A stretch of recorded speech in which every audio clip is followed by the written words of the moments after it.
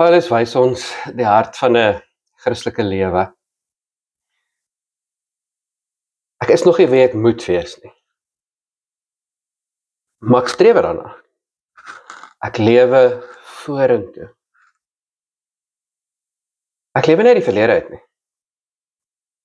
Ek sê nie vir myself, ek is gedoop, ek is gered, ek kan maar maak wat ek wil nie.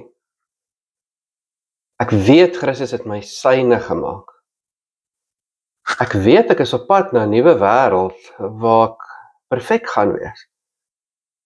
En ek lewe daarvoor. Ek lewe uit die toekoms uit. Ek onthou hoe ek gaan wees. En ek mik daarna toe. Ek probeer om elke dag bietjie beter te word. Ek weet ek gaan dit nooit reg kry nie. Maar omdat Jesus my klaar syne gemaak het, omdat ek klaar aan God behoort, wil ek elke dag beter word. Ek rus nie op my lauwere nie. Ek is nie iemand wat sê, ek is gered, God is geliefde, God vergewe, ek kan maar lewe soos ek wil. Ek kan maar net aangaan, ek sal so nou en dan 'n gebed doen, en so nou en dan kerk toe gaan, en dan sal ek hemel toe gaan as ek doodgaan. Dit is nie 'n Christen lewe nie. Christen sê, ek wil vandag beter wees as gister. Ek wil vandag al hoe meer soos Christus wees.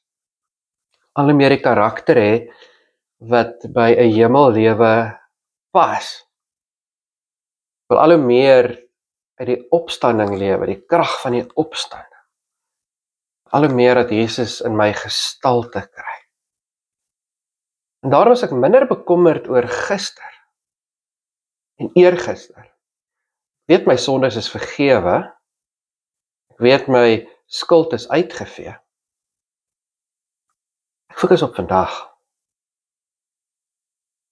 Gaan ek vandag bietjie beter, bietjie meer, soos Jesus lewe. Ek strek uit, ek gryp vorentoe, ek onthou hoe ek gaan wees. Ek wil iets daarvan intrek in vandag, ek wil al hoe meer daarvan intrek in vandag se lewe. Lewe jy uit die verlede of uit die toekoms? Hou jou sondes van die verlede jou vas?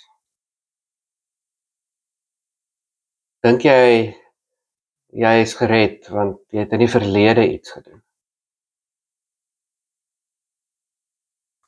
Leef jy uit die toekoms uit vir vandag? Meer, beter. Uit dankbaarheid. Omdat ek wil. Here God, dankie dat U ons verlede uitgesorteer het. Dankie dat ons U kinders is. Dankie dat U ons liefhet, ons vergewe het, ons versoen het.